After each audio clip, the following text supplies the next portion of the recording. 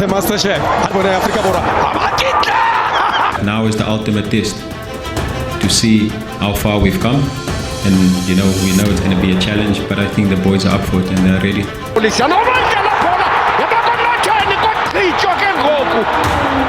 We hope this time we make it and do the best. Let's flood social media with a message of support to our boys. Bafana Bafana! Bafana Bafana! AFCON 2025. It's topical and it starts right now.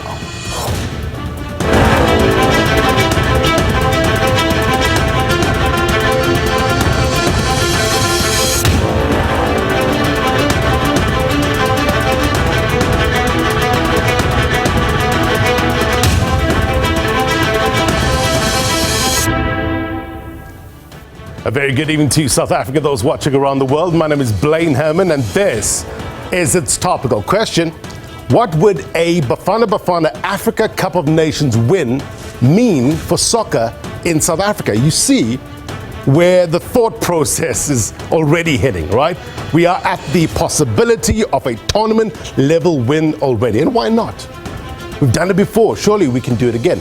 I know, easier said than done. It's a tough tournament, AFCON 2025, and there are various factors that could mean the difference between euphoria and heartbreak. We will discuss tonight. We have an extended program for you tonight. We want to bring you all the live action from Morocco, the opening ceremony taking place soon, the latest from the Bafana Bafana camp, as well as some sound analysis. Morocco 2025. The tournament will be played at 9 stadiums, right? In 6 host cities. 24 nations divided into 6 groups of 4, each for the group stage. The top 2 teams from each group, along with the 4 best third-place teams, will advance to the round of 16, making the start of the knockout phase. It leads us to this question of the week. And we're asking you, after finishing 3rd at the last AFCON, what should be considered as a realistic target for Bafana Bafana in this tournament, as well as the World Cup, right? We also have our eyes set on that as well. Let us know at SABC News_TV. Let's walk. We are also opening up the lines tonight, 011-714-0677-7879, 011-714-0677-7879, that number on your screen. Get calling. I want to talk to you live on there. We'd love to hear your thoughts. Also, at SABC News_TV, we're also on Facebook. Perspective coming up.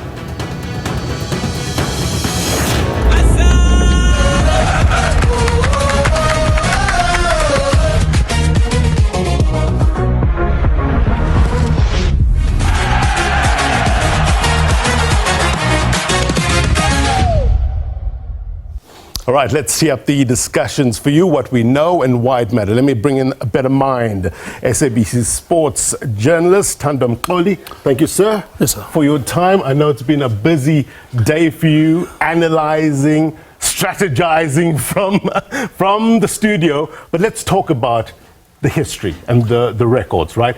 I wonder, though, 96 champions, 98 runners-up, 2000 third place. Is there something different this time around that gives you an air of confidence that this could be the year for Bafana? Blaine, look, the one thing about South Africa, especially the Bafana Bafana team, whenever they've had humble beginnings, remember even the 96 championship winning side, they had gone through a period, we were even called the 4x4s, because teams like Nigeria were basically getting the beating of us. That team found itself in a very difficult period in our country when the country was in transition, and within each other, as a group, they grew together and they managed to achieve this amazing feat under a very good manager in Clive Barker. It's what I love about that whole line, that he's not just a coach, he was a good manager, but he also had brilliant brains behind him like the Jomo Sonos of this world, who helped him basically get that team together and almost ride on the wave of the 1995 World Cup team to achieve this amazing feat. Yes, a lot of Nigerian supporters will still tell you that we would have never won the 1996 World Cup in AFCON Cup if Nigeria were there, because Nigeria were the Olympic champions at that time. Yeah. But still, great victory by South Africa in 1996. Another important thing was the 1998 one under Jomoso, on the way. The team were runners-up, but the important thing about that is the old guard was almost falling away, and a new, very talented team, under 23s, the one that played in the Olympics before, they were taking over. The youngsters, your Aaron Mukwenas were going to take, who's going to be on the show later. Those youngsters were almost coming into the team, and that transition was also very smooth, where you had a young Benny McCarthy also being seen as a possible spearhead of the national team. So that period for me was probably the most successful in terms of two very good generation of players coming together, and the results show. That process was managed very well.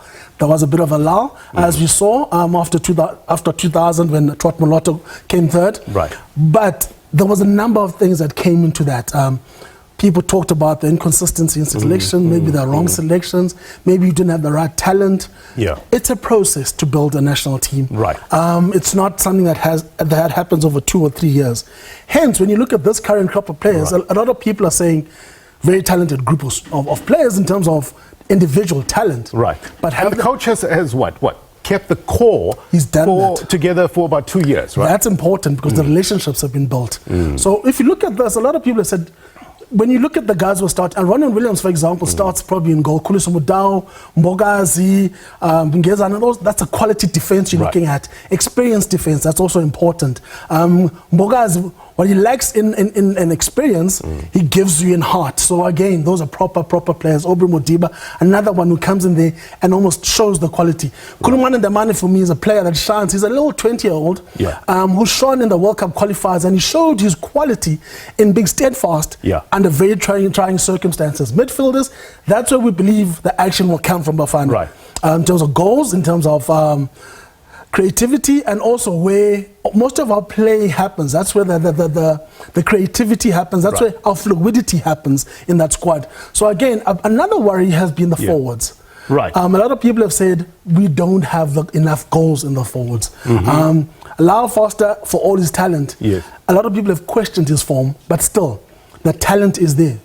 Coach Hugo Bruce has believed in the talent, and the talent that has shown over and over again that it's world class. He's believed in some youngsters as well, right? Yes. Chandra Campbell, Tylen Smith. Were you surprised by these inclusions? I was a bit, because Chandra Campbell, brilliant talent, one for the future.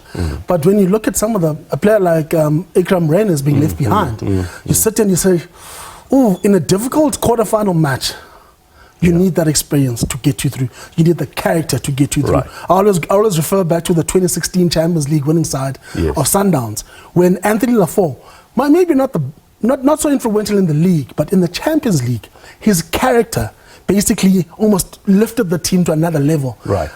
We've got characters like that. Tebogo Mokoena is a player like that. Mbogaz is a player like that. Khuliso Mudau is a player like that. The guys who want to own the game. The guys who say, in tough times, let me lead and I'll show you what we can do. But could the thought process, of course, winning AFCON is the priority, but could the thought process be also, we've got another big tournament coming up next year, let's see how these guys play? No, it should be, it's longer than that. The minute you start looking at back-to-back tournaments, then you can get it wrong. Because you sit and you're looking at a secondary tournament while you have to play the first one. So I think Hugo Bruce's first priority will be to do well here. The World Cup is another tournament with its own challenges.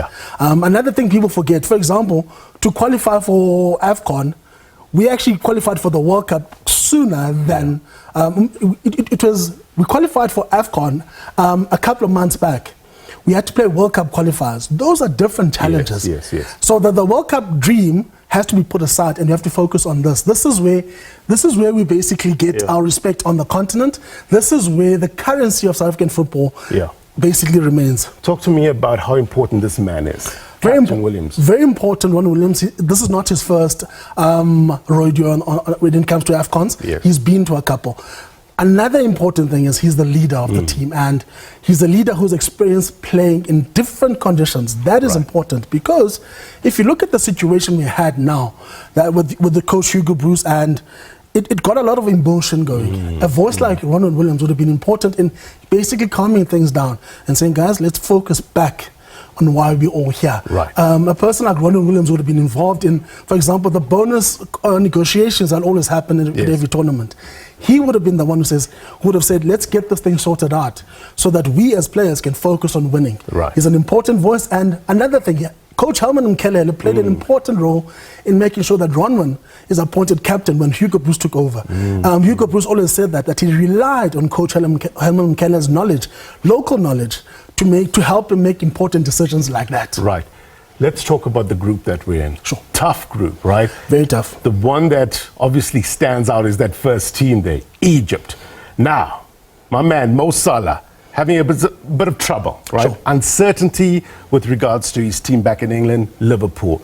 Uncertainty can either motivate or it can distract. Sure. Which way is it going to flow with him?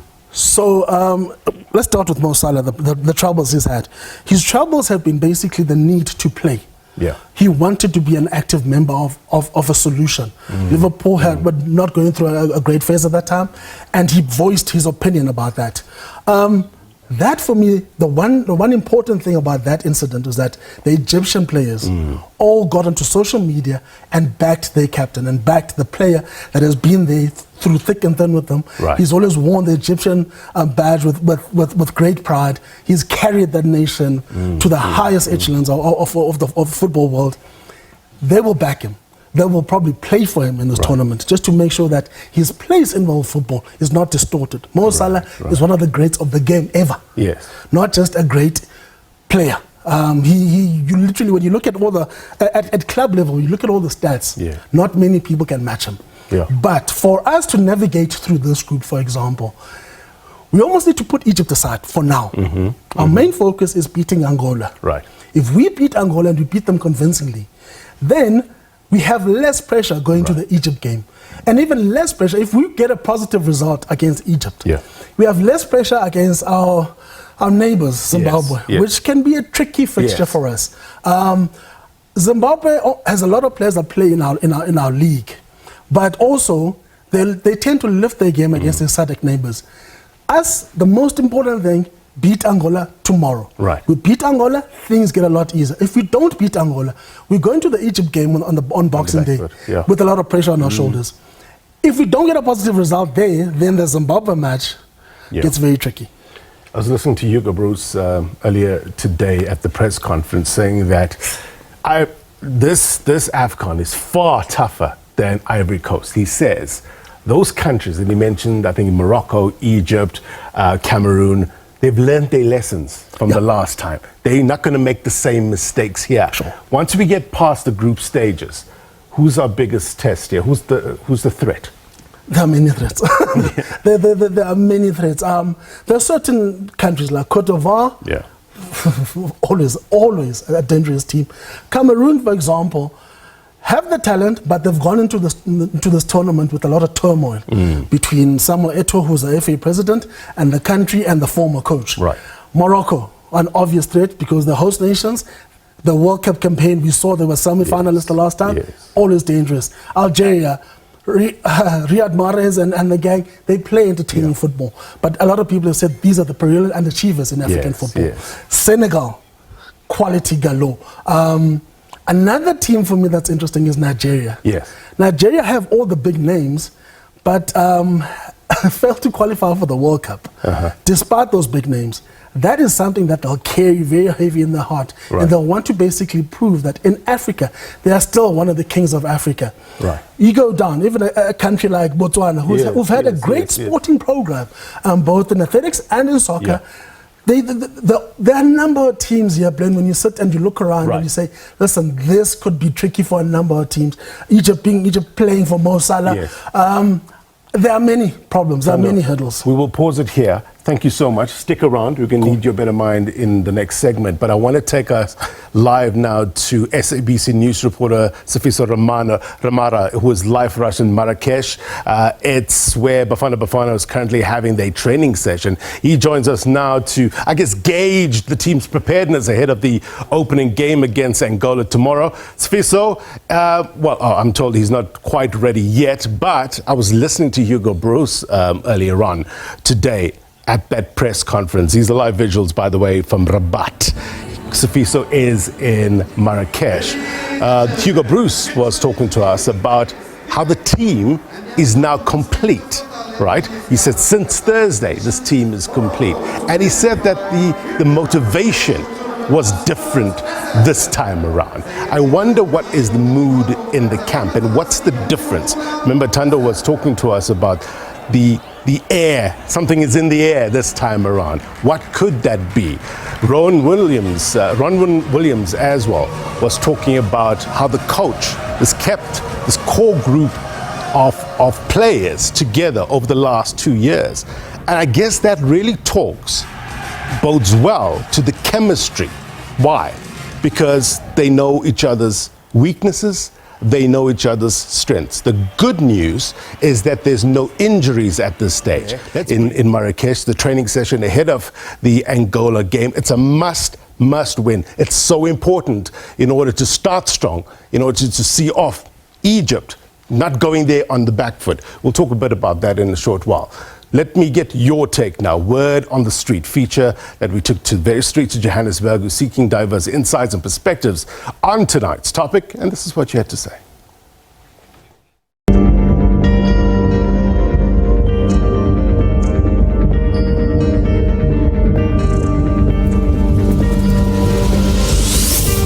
I think, he's got to pick the best team that's available to him.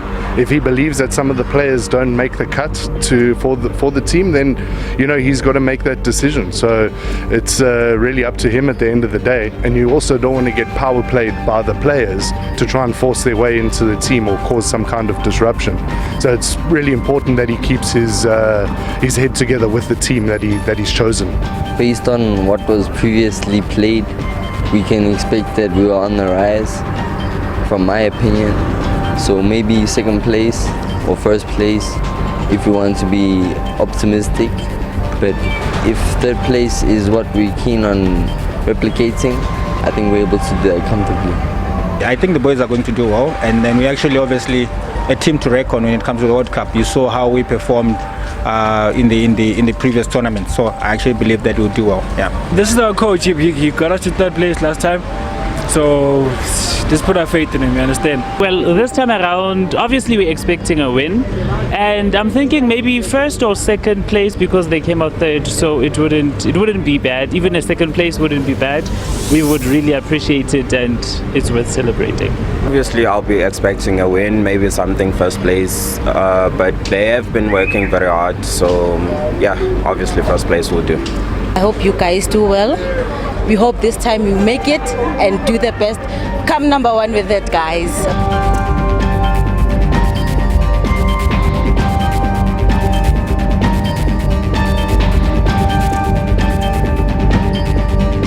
All right, we appreciate your thoughts on this. Let's get cracking with the discussion. We'll go back to Sifiso in a short while when he's up and running. He's live for us in Marrakesh. Now, 011-714-06777879. That's the number to dial. We want to hear from you. The gang's all here to discuss. We will be joined soon as well, virtually, by Aaron McQueen, former Bafana Bafana captain, but Edshine Phosa is a veteran sports journalist. He's with us here. Tholakele Mnganga is SABC sport journalist. Thank you so much. Thando Mxoli is with us. Good to have all of you here. Tholakele. Yes. The mood, is it different this time around? I think it's cautiously optimistic. When we went to AFCON a year and a bit ago, we were like, it's a good team, but we don't know what to do. And I think we hear people talking about the fact that we can go a step better. Yeah.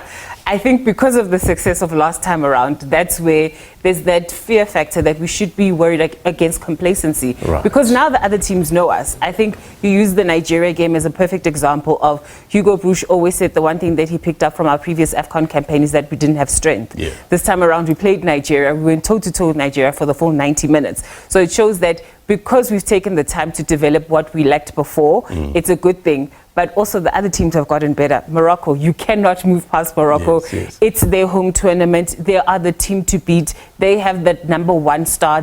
Everybody wants to make sure that they beat them. So as much as we say South Africa can do well, let's literally take it a game at a time. Right.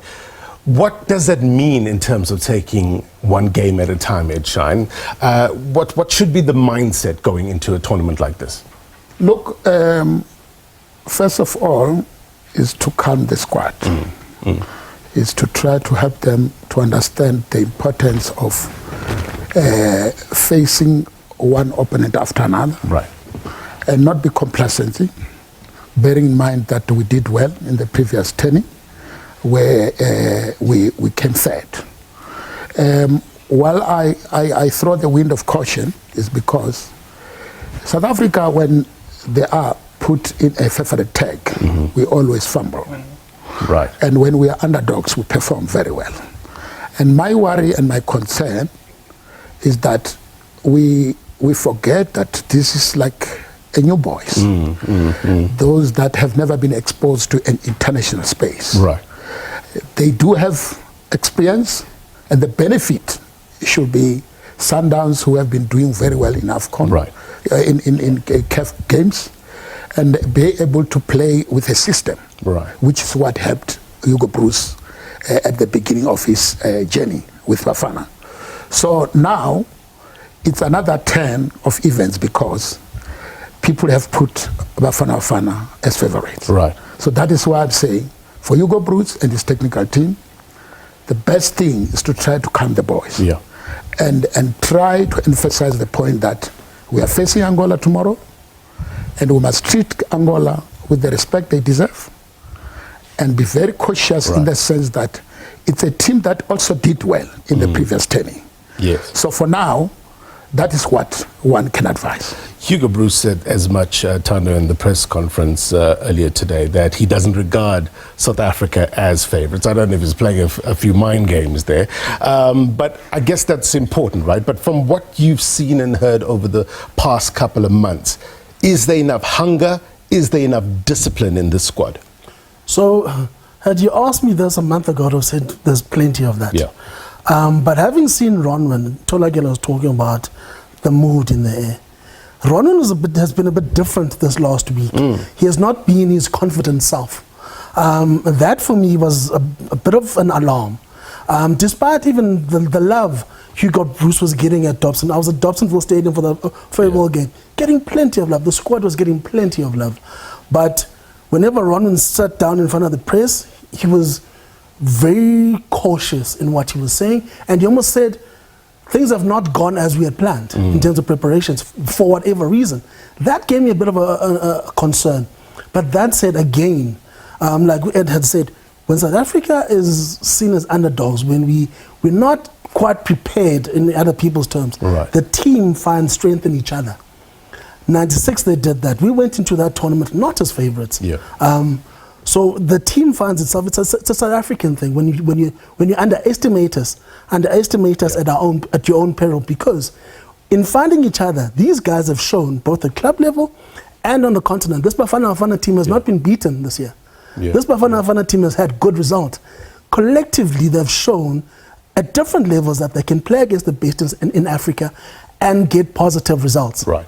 That said, if Angola is critical for us, we have to win that match. For me, out of the 3 matches, that is the pressure game. Because if we fumble that easy one, our life gets a lot more complicated and difficult. Tholakele, what do you think is behind Ronwen's cautious approach? What do you think is going on in that camp? It's AFCON at the end of the day. It's the one tournament, even the Europeans will tell you that, and Egypt will go in and have a Mohamed Salah. He still has not won the tournament. For all of the accolades that he has at club level, anything can happen on the day. And I also think some of the players, I think Thando mentioned earlier, when you look at Lyle Foster, at club level, he hasn't really been performing well. Even Ronwen Williams has had his mistakes when it comes to Mamelodi Sundowns. So if you've been following the team for much of the season, you can point out the weaknesses in some of the players coming into this competition. Rilem Fugeng, for all of the President Dema 2000, he didn't have a great start to the campaign. He's only picking up form now over the last few weeks. But when you get to a continental competition like this, where all eyes will be on you, everybody's expecting him to be one of the star players. Will he live up to the occasion? So there's those little moments, and also the ill discipline. I think Hugo Bruce would have hated the fact that he spent a week having to deal with the issue of alleged racism and alleged sexism. So all of a sudden, rather than focusing on your team, you're focusing on other things, and nobody has their head in the game. He didn't have his full complement of the team until they actually got to Morocco, because players were joining in drips and drabs. But the one thing that will be key for this team is the other players. We can pick a starting 11. It's the ones that sit on the bench that really have to rise to the occasion. I always use a player like Evidence Makgopa as a perfect example of the kind of player Hugo Broos wants, where even though he's not a starter for some people, even at club level, some of the Orlando Pirates supporters might be like, what does he really offer? Whenever Evidence Makgopa has put on a Bafana Bafana shirt, he's done his job. We saw what happened in that final World Cup qualifier where he scored the 3rd goal, set up the other 2. So it has to be the players where even if you're sitting on the bench or whether you're starting, you're understanding what your role is in this team, because everybody has a role to play. Edshine, those allegations of sexism and racism in the build-up to this, does it have the potential of disrupting the team a bit? If it did, it didn't really have a serious impact. Obviously, South Africa, I liken South Africa like Nigeria. We are an impatient country, a jealous country. We dwell much on negativity. Even though, yes, we come from the historical background of apartheid, but be that it may, I feel that Hugo Broos handled it well. And as a veteran coach, dealing with the young hopefuls, obviously, Mxoli background will also help him. Zulu people are strong.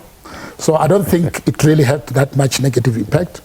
Something that we can really dwell much on it.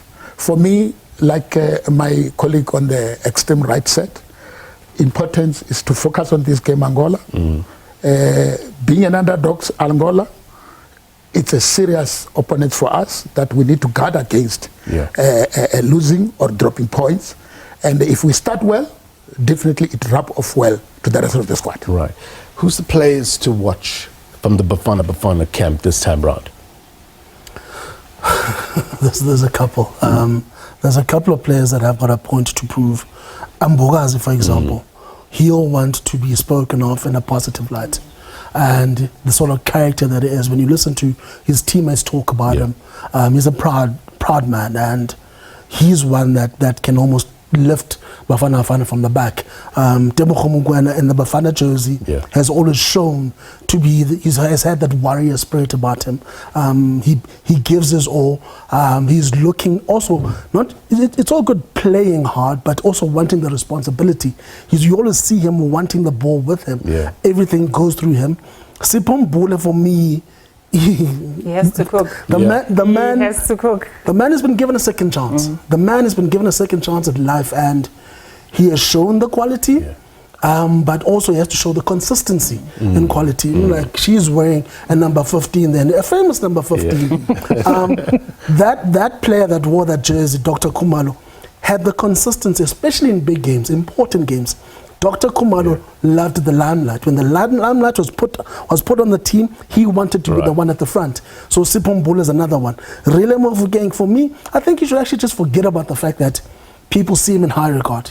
Play to your talent and everything will come. Well, him, Apollos, both are quality players who everyone believes they should be playing out of the country. But the minute they focus on that, that's a sideshow. Play to your ability and show the quality on the field. Naturally, those are naturally gifted players, and when they're allowed to express themselves, Sipho Mbule, Apollos, Mofokeng, when those guys play naturally, that skill is what makes this team very difficult to play against, and very tricky because they are very fluid in their positions. Going to get more thoughts in a short while. We've also got one eye on the opening ceremony at Rabat in Morocco. We will go there live as soon as it happens. Give us a call, 011-714-0677-7879. These are live visuals. We'll come back. Remember that match, the opening match against Morocco and the Comores, happening at, I understand, at 9 o'clock our time, right? 9 o'clock our time. We understand. Is this the countdown to the opening ceremony, Control? All right, let's stay with this so we don't miss anything. It's a beautiful, beautiful setup. Morocco in all its glory. No doubt we're going to see some fantastic feasts for the eye before the big tournament starts. Let's take you there now live.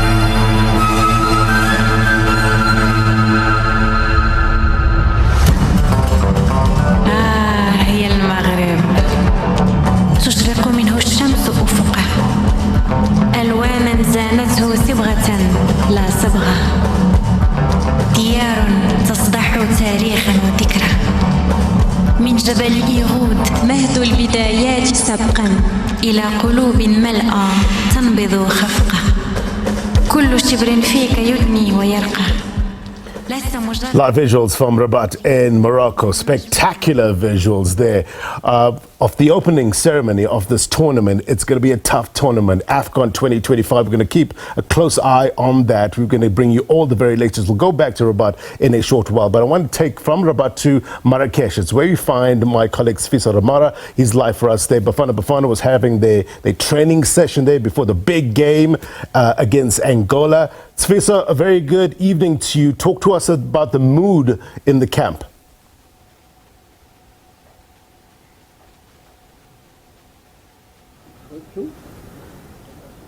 Good evening to you, Blaine, and good evening to SABC viewers.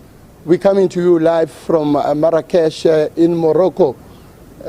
We are next to the Angola bus, and the biggest problem that we have here is the weather.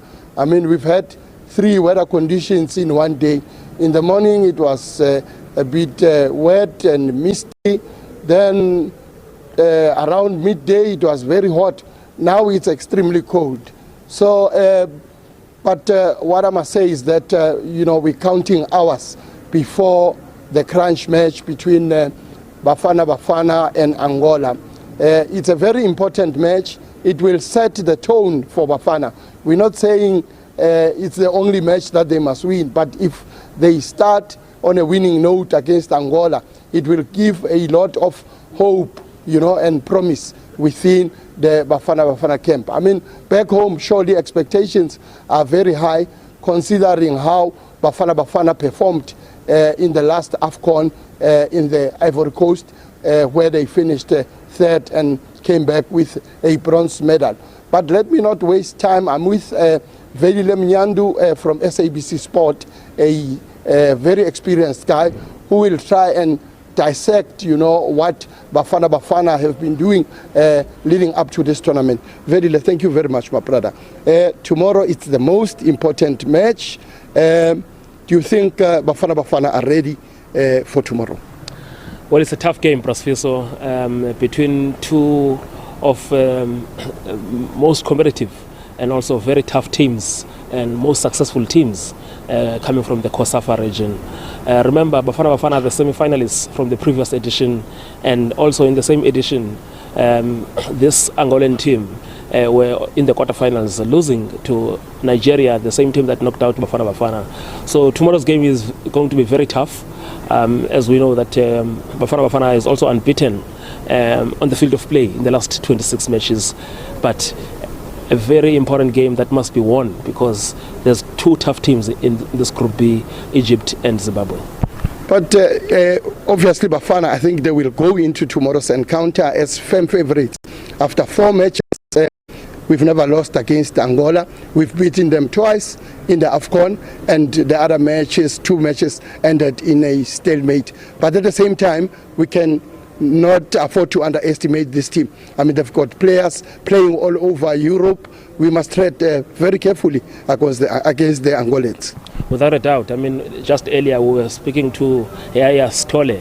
He plays for Tholakele in the Portuguese Primeira Liga, and one of the things we were saying that 85% of this team is playing with in Portugal. And also we spoke to Clinton, one of the new boys in this team. He plays in French Ligue A as well. So it's a very experienced team.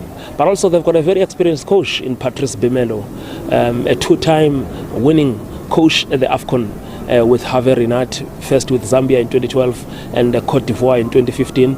He was the assistant coach then, but now he's here with Angola, going to his 4th AFCON. Remember, this team has for the past few years been coached by a man who's since moved to Mnganga, that is Pedro Concalves. So there's a lot of experience in the team. Remember Hugo Marquez, former coach, goalkeeper of Cape Town City. He's also the #1 goalkeeper of this team. So it's going to be a very interesting game. Also Coach Hugo Brosso, you've heard him, that he talks about this team as that is also a very difficult team that you cannot just expect to run over them. And let me tell you, there's a joke or maybe a banter going on social media right now that Ghana is arriving tomorrow this AFCON, and the reason Ghana is not at this AFCON is because of this team. I mean, I wanted to raise that point to say they finished ahead of Ghana, 4-time African champions. In the rest of the qualifiers, Angola only conceded 2 goals. But at the same time, we cannot brush away the fact that Bafana, they've got the skill and they've got the potential to do well, not only against Ghana, Angola, but in the entire tournament. I think one of the interesting things about Bafana Bafana and Palangras Negras is that their basis is on serious and strong youth development. These are 2 nations that are regulars in the FIFA youth tournaments and AFCON youth tournaments as well. I remember back in 2017 or 2018, there's a player here, Zito Luvumbo. He plays in Serie A. He finished our boys in the under-17 AFCON, and he's scaled up into the senior team now. Bafana Bafana's basis from under-17 World Cup, under-20 World Cup, the likes of Yaya Stole, Tebogo Mokoena as well, Mbule as well. So this is what makes this game more interesting, and I think for me it's going to be a game of fine margins, going down to the fine details, but I foresee us at least narrowly winning with it. Yeah, thanks, Velile. Yeah, we've heard it from a very experienced journalist, a guy who's been following Bafana for a very long time, even in the previous AFCON. But I think we've got a lot of hope that Bafana Bafana will make the nation proud back home by doing well in this tournament. For now, it's back to you in studio. Sifiso, thank you very much indeed. We'll touch base with Sifiso as soon as we can. We're going to bring you live visuals from Rabat, the opening ceremony there. We'll take you there live in a short while. Firstly, a quick break. 011-714-0677-77879. That's the number to dial. Give us a call. We'd love to talk to you live on air. Next.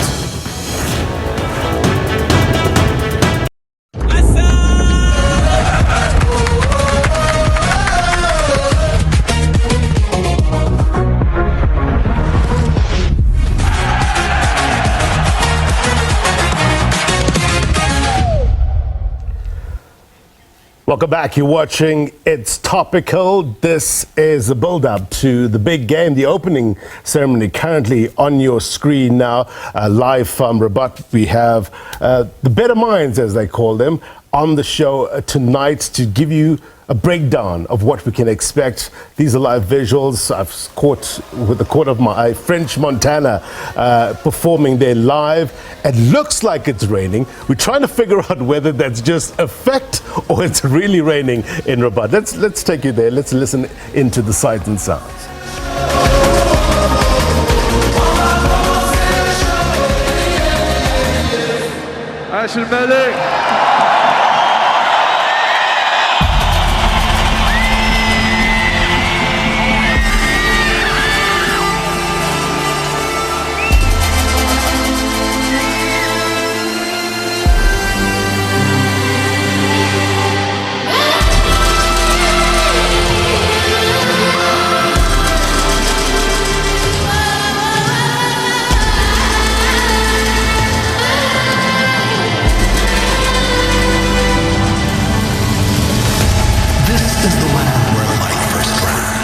Across stone and sun, through shadow and flame, a place where the game found its breath, where barefoot dreams outran the rain. We follow the footsteps of greatness, carved into the pitch like sacred lines. The ones who dance. Spectacular views live from Rabat in Morocco, the opening ceremony ahead of the opening game of Morocco and the Comores. That's happening at around 9 o'clock or so. We'll bring you all the latest information and highlights from that game. But it is important to, I guess, build or set the stage, so to speak, for a magnificent tournament. That's what it's being built. It's a tough one. Hugo Bruce was saying that he expects this to be tougher than Ivory Coast. Why? Because of the big countries that performed poorly last time possibly have learned their lessons. Let's bring in the better minds and talk to this. Firstly, Edshine, the weather. Could it be a factor? I mean, it's cold there. Our players are coming from some warm temperature here.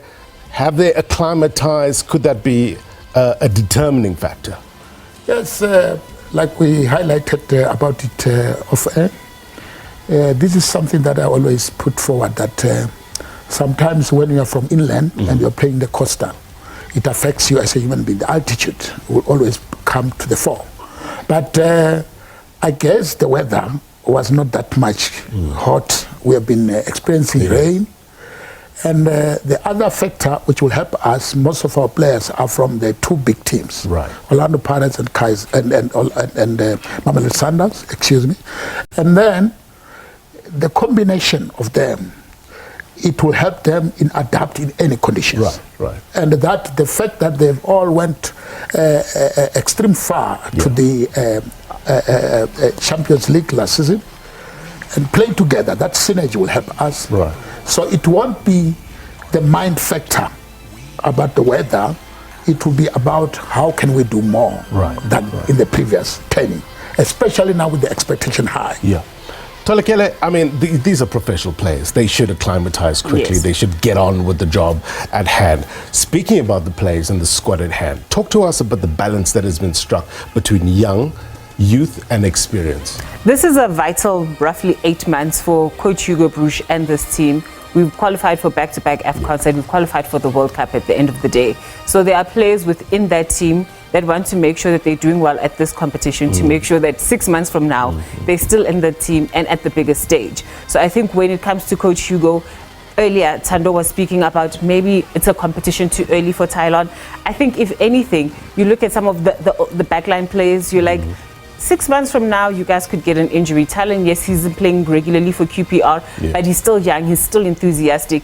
In a Chandra and in a Thailand, you don't know what to expect, which is always a positive for me when I look at the squad elements. If you guys are 1-1 or 2-1 down, you can just bring on someone where you're like, okay, we don't really know what he can offer us on the field. They can be a surprise package, but on the other side, they can be overawed by the occasion. But because we always speak about what is the next generation? What is the next step? We can't keep on having Rilem Fugeng as our only hope. We need the other players to also step up to the field. We need to give them a bit of experience. Earlier you were speaking about the big match temperament, where the pressure versus if we're favorites versus if we're underdogs. I think the one thing that Coach Hugo will look at when we played Zimbabwe and we played at that goalless draw, when Mbegezeli Mbogazi was frustrated that he ended up getting a red card. Those are the little things that he'll be nitpicking at and saying, guys, if we get to the 89th, 90th minute and results aren't going up your way, how is your temperament? How is your attitude? Are you still pushing to the last minute, or is everybody losing their heads and no one can truly focus on what's the game at hand because we're so busy trying to calm you down? It's important, Thando, because we spoke a little bit earlier on about how Hugo's kept the core of this team together for about 2 years now, and it leads to this chemistry that whereby you can kind of work out each other's strengths and weaknesses. How important is that going into a tournament like this? It's crucial. The relationship within the squad, this is including the technical team and the players, it's crucial because sometimes the coach might not get the best of a player, but the assistant coach might be able to do that. I think one of the great relationships that worked well in South African football was the Peter Moseman and Mnganga relationship, whereby the energies and the way they managed players might have been different, but it got the squad working together and basically being aligned a lot better. You know, the one thing about loyalty is also you tend to give a bit more to someone who's been loyal to you. That for me is one of the great things that Hugo Bruce has done. He's built a squad of players who have seen. Tebogo Mokoena, for example, was having troubles at Sundowns. He never stopped picking him. That is basically the biggest confirmation of belief in a player. There's just so many questions. There's so many instances like that whereby you sit and you say, this coach is maybe loyal to a fault to this team, but that loyalty can be repaid in a tournament like this, whereby the players will go the extra distance and make sure that the coach who has served them well, they know that they can get the very same thing from them. Thando speaks about synergy when it comes to this team, and I know a lot is being said about the fact that we're the country that has the most locally based players. That's a good thing, because you think about the fact that it's 9 from Orlando Pirates and I think 7 from Mamelodi Sundowns. They know how to play with each other and against each other. So the bulk of the squad know exactly what the weakness is, because at club level, your manager, your coach, all the analysts have already told you that this guy doesn't do it well. So when you get into the technical team, Messina Sipomali is giving you all of these advantages. Because you've played them roughly 5 times already, those are things that will work in Hugo Broos's favor, where he's not saying, okay guys, if plan A doesn't work, we'll use our star man to control it. No, you already have plan A, B and C sorted, because these guys know exactly what they've already done. Edshine mentioned the fact that they went all the way, some to the semi-finals and some to those finals. That experience is invaluable. Pito Musimane will tell you that Africa doesn't play. They've had to deal with so many things that changes your mentality. That's why these Mamelodi Sundowns players don't view winning the league as a success now, because on the continent is where the true players are really made. And it will come from the fact that both of them have had these long experiences on the continent in last season's Champions League campaign, and that should give us supporters a bit of hope that this team can go maybe a bit better than last time around. Also another thing, when you talk about last time around, as good as we were, third place is the best of the losers. So as much as we can celebrate coming back with a medal, it's also a bit of a failure, and that is something we need to correct. This team, guys, this team has played well. This team has shown against the best that they can. I mean, like Nigeria used to believe they can beat us. Now we get a lot of positive results against Nigeria. They haven't had many positive results against us. That, again, for me, speaks to our currency rising in African football, and that is important. Just going back quickly to what you were asking, Ed, about the weather. If you look at what Patrice Motsepe said 2 days ago, whereby AFCON is going to be played every 4 years from 2028. They tried to do that in 2015 when Morocco and Guinea and I think it's Ivory Coast, when the tournament was shifted around for different reason. Initially, this tournament would have been played in the June, July, August to align the global football calendar. But because of postponements and cancellations and all of that kind of stuff, we've had to revert back to June, July. But there is a concerted effort to bring it back to the June, July period, whereby the global football calendar is aligned, and then you don't have situations whereby a Liverpool loses a Mo Salah in the middle of the season. And also in a situation like Cesc Fabregas, where he won't release a Senegalese player because he's saying, we're paying your salary, why are you going to AFCON in the middle of a crucial season? I know you want to jump in, Edshine. I need to take a quick break, though. No. Hold your thought. We'll come back in a short while. Let's take a quick break. More next. I also want to thank His Royal Highness Prince Moulay Hassan. I want to thank the government. أود أن أتقدم بالشكر كذلك إلى صاحب السمو الملكي ولي العهد الأمير مولاي الحسن.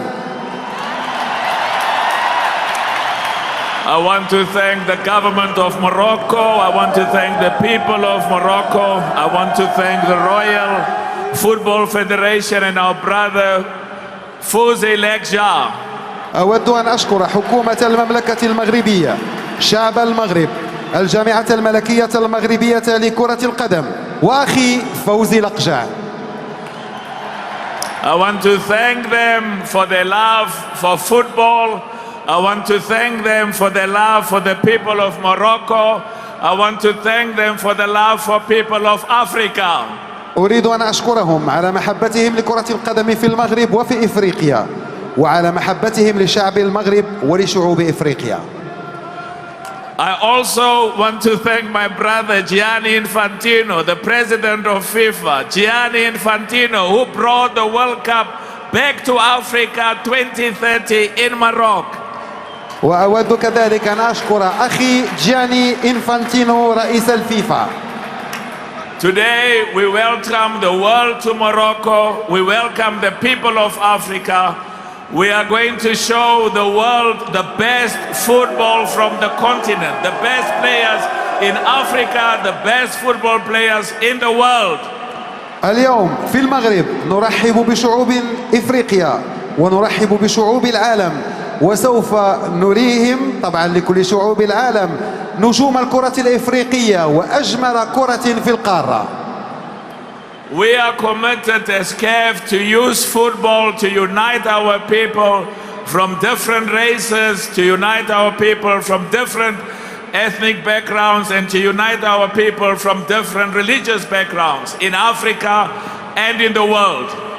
نحن في إفريقيا ملتزمون أيضا باستخدام كرة القدم لتوحيد جميع شعوبنا في إفريقيا على اختلاف الأعراق وعلى اختلاف الأصول الإثنية وعلى اختلاف الانتماءات الدينية، ونود أن نفعل هذا في العالم بأسره.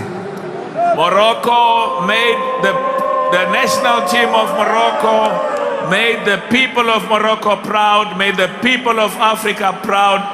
In Qatar in 2022, when Morocco became the first African nation to qualify for the World Cup, semi-finals of the World Cup. لقد أظهر المغرب وإفريقيا للعالم عندما صنع المغرب التاريخ بتأهله إلى نصف نهائي كأس العالم في قطر 2022 ما يمكن للأفارقة أن يفعلوه. I now want to, on behalf of the 54 member associations, on behalf of football in Africa, officially declare the Total Energies CAF AFCON 2025 open, officially open. ونيابة عن الاتحاد الإفريقي لكرة القدم وكرة القدم الإفريقية، مرحبا بكم في أفضل دورة لكأس إفريقيا أعلنها الآن رسميا. Merci beaucoup Maroc, merci beaucoup Maroc, merci beaucoup Maroc. Thank you Africa, all of the best, good luck. Thank you very much, Mr. Patrice Motsepe, CAF President.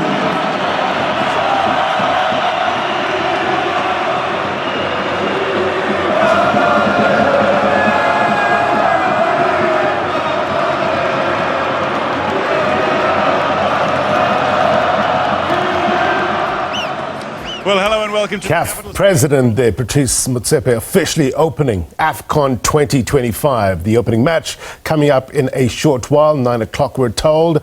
It's between the host nation Morocco as well as the Comores. Edshine, before we went to the break, firstly, let's just talk a bit about the opening ceremony and what sort of tone does it set for the tournament at large?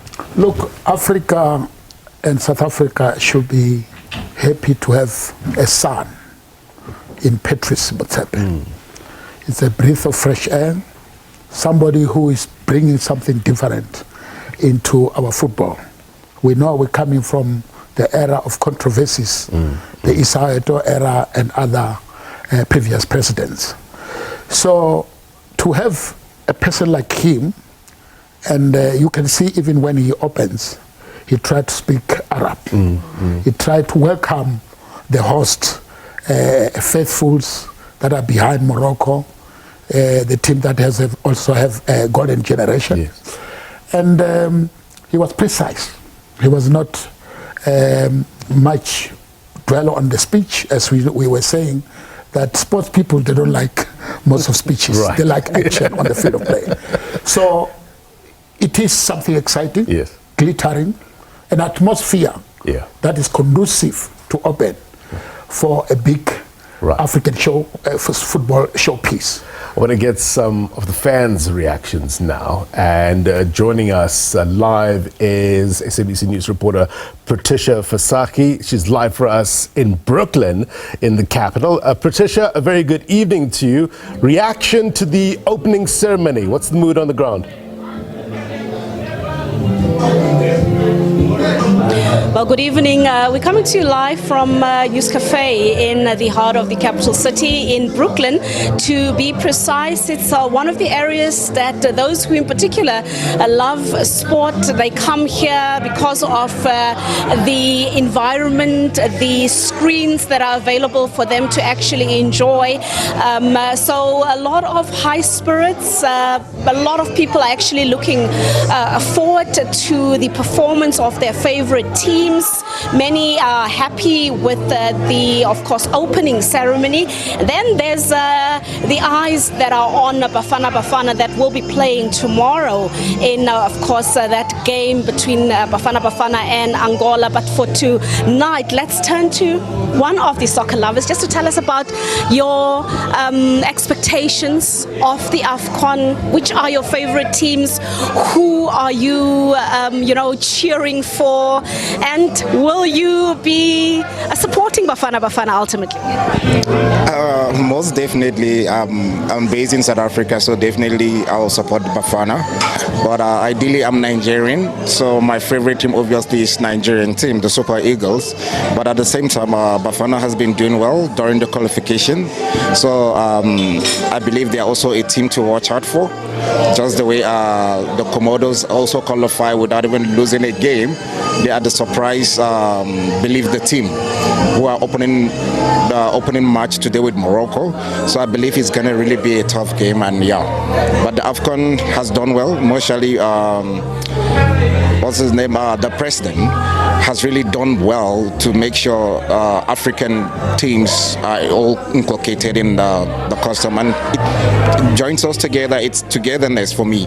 So that's why I'm actually here, just to watch the opening game and to see how the performance are.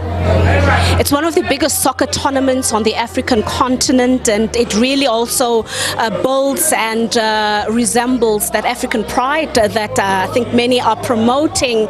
Do you think enough is done to ultimately promote the tournament and really just get all Africans to rally behind this particular tournament? When you say about enough being done, yes, I think so to an extent, but overall, I think they promote more European games and tournaments than African tournament, and I believe it's all about sponsorship. So I believe if there's more sponsorship and the togetherness, and we have to create awareness within us as Africans to be able to support our own. It's our pride, it's our joy. Besides the Brazilians, the Africans play better than even the Europeans, so why not? If Bafana Bafana or Nigeria does not make it to the finals, do you have a third option? I'll be looking at probably either Morocco or Ghana. Yes, because I believe they've got a strong team.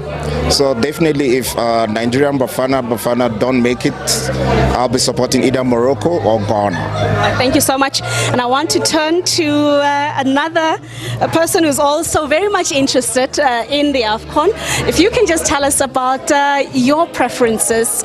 Who are you, putting your weight behind? Who are you cheering for, and why? Obviously, I'm supporting the boys, Bafana Bafana. I hope they bring it home. I have faith in them. Also supporting a few of the teams like Morocco. I'm also counting on Cameroon as well. I just think the whole point of AFCON is to celebrate African players, so I'm all for whoever wins, really.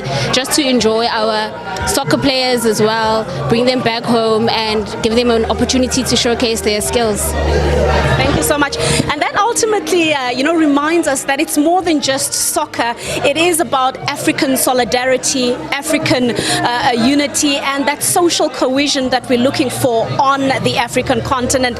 So many eyes obviously on the AFCON, and tomorrow it is expected to be high spirits in South Africa in particular, as a lot of South Africans will be cheering for Bafana Bafana, as we'll be watching that first kick-off tomorrow night. For now, it's back to studio. Thank you so much, Patrice Motsepe, live for us in Brooklyn, in Pretoria, the capital. Appreciate your time. We will bring you more fan reaction as well ahead of the first game that is scheduled to arrive, start at 9 o'clock. There you see some visuals from inside the rooms. And in the build-up to this big game, what is your expectations? Morocco, obviously, as host nations, will want to seal this one and to set them up because they are regarded as one of the favorites. We'll see how it plays out. We're going to take a quick break. More discussion next.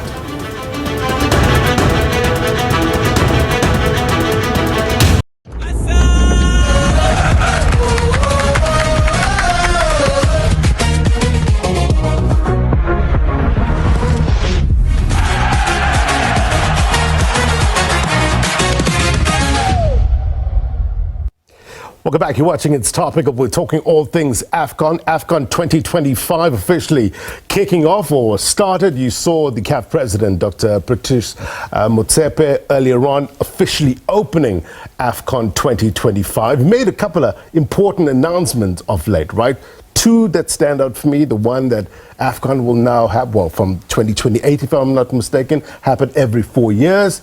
And a big increase with regards to the prize money, sitting at around 10 million US dollars. Let's bring in the better minds. Tholakele, firstly, your reaction to the fact that African Cup of Nations every 4 years as of 2028? It's, I think, better all round in terms of European clubs, African interest, everybody actually having all eyes on this tournament. Because even though it's great for us as Africans to be sitting here knowing that December, January, we can watch our national teams compete, they're also still struggling to deal with the interest for teams that are, for fans that are watching the English Premier League and interested in the Serie A. So if you have it like a European Championship where you have it in June and July, it's all eyes on you. There are no managers that are arguing that why am I releasing my players for this tournament. There's also a respect level that comes with us having a proper build-up, because the one thing with FIFA this time around, where they said to clubs, actually you guys can release the players on the 15th of December, it delayed a lot of people's preparation when it came to that.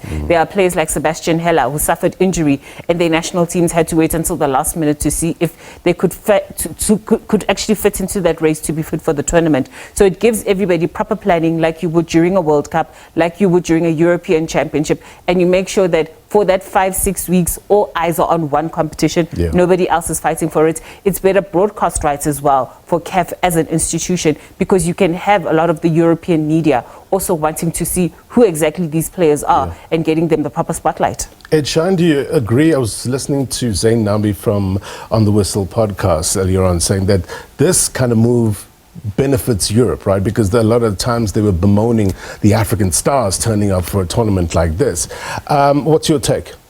Look, to organize a tournament like this, it's not a child's play. And for me, it's enough time to recover from meeting sponsors' obligations, meeting the fans, the clubs. And as she said, it's important for both continents. And it won't be destructive in terms of organizing a superb tournament like we have been experiencing of late since Patrice took over. So for me, we're going back to the normal, to the common practice. We used to host it after 4 years, and then we changed to 2 years.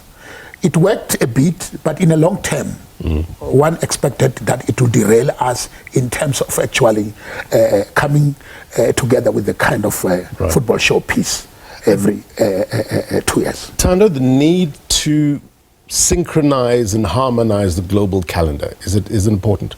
It's crucial. I think, firstly, we need to acknowledge some of the South Africans that we're seeing being part of this. And look, Paulo September, for example, would have been head of TV. Great work he's doing with the television guys. Seeing Dwayne Tholakele, former colleague of ours, and one of the co-anchors there, Patrice Motsepe, another South African, Mveli Lemnyandu. Great South Africans playing an active role in increasing and to the betterment of African football.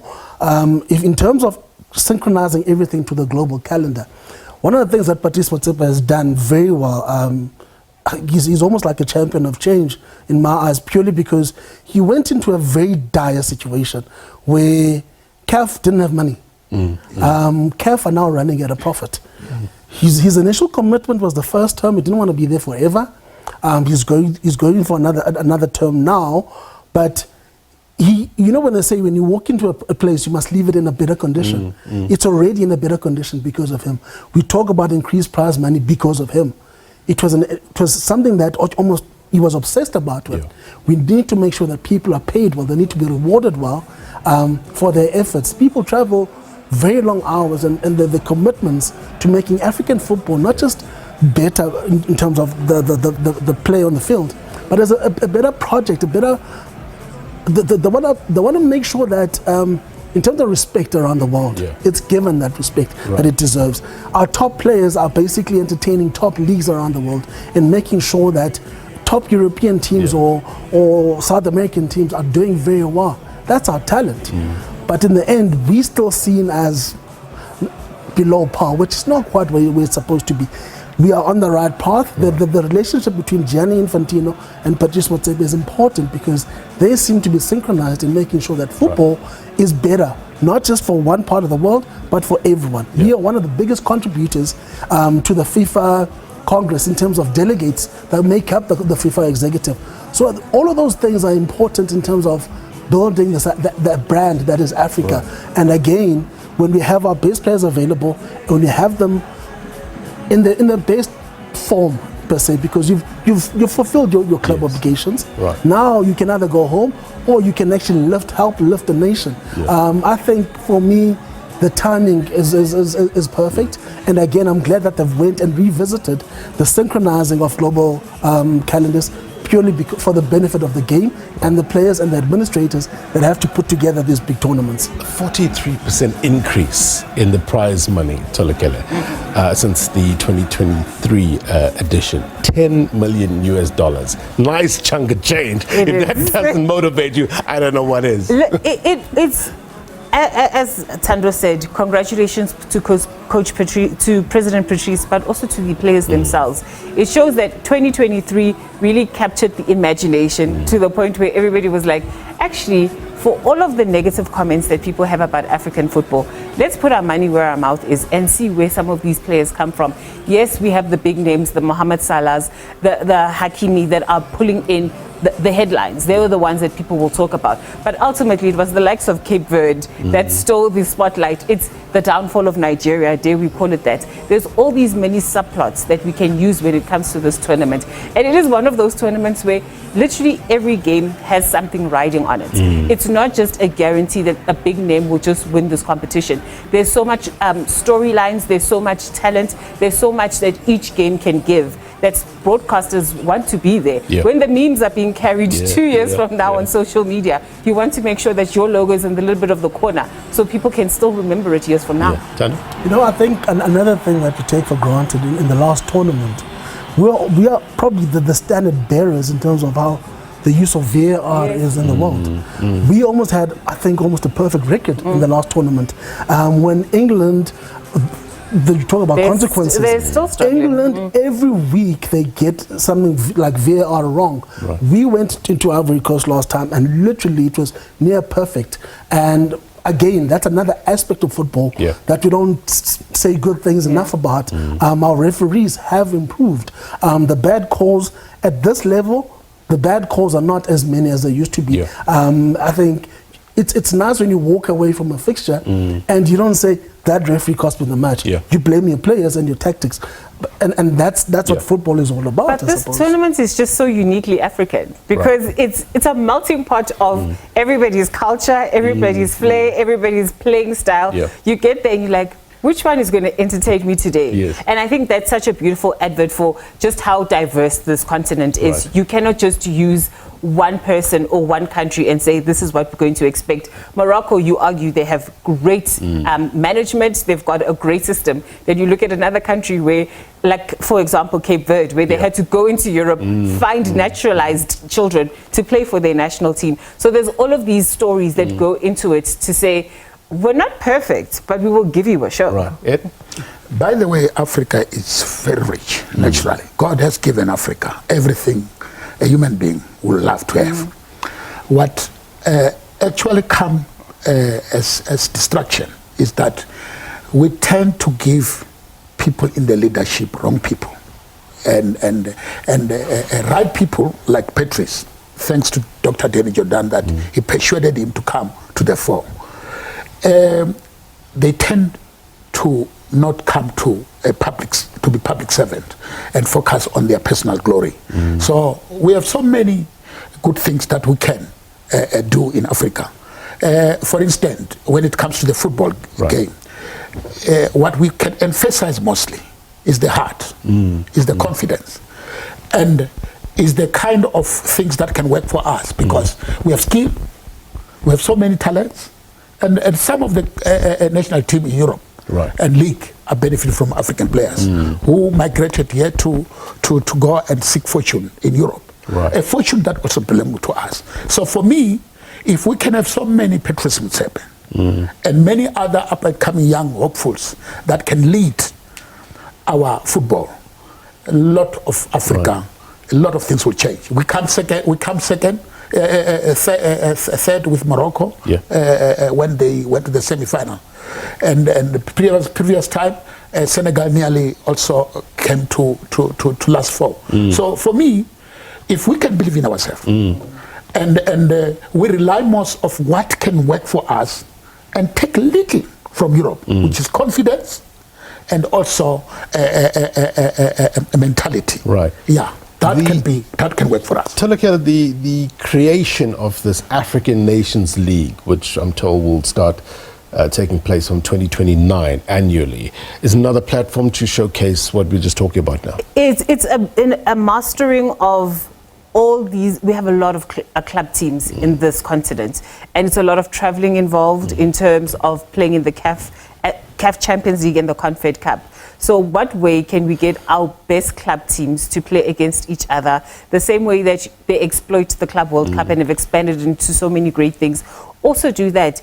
If we're going to have the nations, the clubs making their own money, making as much money as possible, they have to be playing against each other, and also get used to a Simba coming to South Africa. It doesn't just have to be in a Champions League. We need to get them playing each other regularly, because the reason our national team players are better is because they're playing the best on the continent. So in terms of that, it is closing the gap between the smaller and the bigger teams, and also making more money, because we do want to be in a situation where teams are able to sustain themselves, where no one is status buying and creating a new whole identity when it comes to a team. So I think that will be the lasting legacy of Patrice Motsepe is, yes, it's money first, but it's money making sure that an institution is never gotten rid of, because these clubs spend years building their identity, and make sure that the players, the fans and the supporters are benefiting. All right, Thando? Look, again, Patrice Motsepe, for me, the good work is done. There's so many aspects to it. Also getting everyone to be on board, getting the buy-in. CAF is a very difficult, look at the difficulties in the African Union to get everyone aligned at that political level. Now, when you bring in soccer, there's a lot of emotion involved in a game like soccer. He managed, I've not heard anyone complain about his leadership, the things he's done, the things he's introduced. Every single move he's made, he's almost got everyone buying into that. You see a country like Morocco, almost when they talk about world-class facilities in every aspect, whether it's medical facilities, academies, stadiums, all of those things. He's said, Morocco, you're part of Africa. Despite your political stance, you're still part of Africa. We will embrace you, and together we'll make this continent better. Small islands like your Comores, your Cape Verde, all of those kind of Madagascar, he's basically also made sure that they play an active role in the building of Africa. That, for me, you know, we talk about legacies. There seem to be more than just one thing that we can talk about when it comes to his legacies. He has brought everyone together in African football in a way, in a positive manner. And for me, that you can't buy that unless, again, it speaks to the people in the private sector or the talented people, talented administrators, who almost need to sit and think about themselves and say, look, when things are not going well in a situation, whether it's government or whatever, we can play an active role in fixing the problem. Our best leaders need to be exposed to situations like that and make the change and lead the change. Ed, I just want to go back to the group that we're in and talk about how tough it is. Everybody's talking about Egypt. We've got a Mo Salah that it's so uncertain with his team back in Liverpool. And I was talking to Thando earlier, and this can go either way, right? he could be dejected, but he also can be motivated to send a message back home in Liverpool to say, I'm here, I'm making a difference. How do you see it playing out? Look, Hossam, strong character. That is a person who can make Salah to refocus. And he will emphasize the importance of redeeming himself as a leader of the group. But at the same time, something that you have highlighted about the tough group, it is a tough group. Yes, on purpose, because most of the people, they don't know much about Morocco, Angola, they don't know much about Zimbabwe. People are writing it off. Remember, it's a derby. Yeah. It's one game, hell of a game. You remember recently, we couldn't score, we were playing at home. Yes. So for me, like my learned friend said, it's important to win Angola match because that will make at least it ease up on the next match. Egypt, we always play well against a strong opposition. Yeah. Zimbabwe, if we go to it with 6 points or 4 points, it will be good for us. But we must treat against Hugo Bruce and his boys, must not listen too much about the favorite tag that it's put on Bafana based on the previous performance. Right. He must help them to focus on the game. Edshine, thank you so much indeed. Tholakele, Thando, appreciate it. We've run out of time. 1.5 hours flew. We'll watch the upcoming match, Morocco taking on Comoros. Keep it locked on to SABC News, but thank you very much indeed for your time. All right, before we go, here's my take. Look, for some reason, I've been thinking about this word consistency this week, and I guess it's year end, it's Christmas time. You think about words that never triggered you before, right? But I've seen the benefits of this word consistency when used as a positive, as a husband, as a father, as an executive producer, as a news anchor. The power of positive consistency. It means showing up regularly, right? It builds momentum, it strengthens resolve. Given, look, I need to work on the other aspects of my life, but don't let perfection be the enemy of progress. The message of consistency also translates nicely when we talk about sport. And I would argue it's critical, it's crucial. Why? Because it builds mental and physical toughness. It has a way of transforming the abundance of talent we have in this country. You heard what our better minds were talking about, into something that is reliable and dependable. This as opposed to the once-offs and the hit and hopes, right? The beautiful game has once again produced a beautiful feeling in South Africa. So let's consistently build on that, not only for this tournament, but with long-term success top of mind. And that's my take. If you miss anything on this program, then be sure to watch this episode of It's Topical on YouTube as well as SABC Plus. If you're watching a repeat of this program, then as always, the news continues. The news continues right now. Late Edition picks up coverage. Until next week, my brothers and sisters, take care. Bye-bye.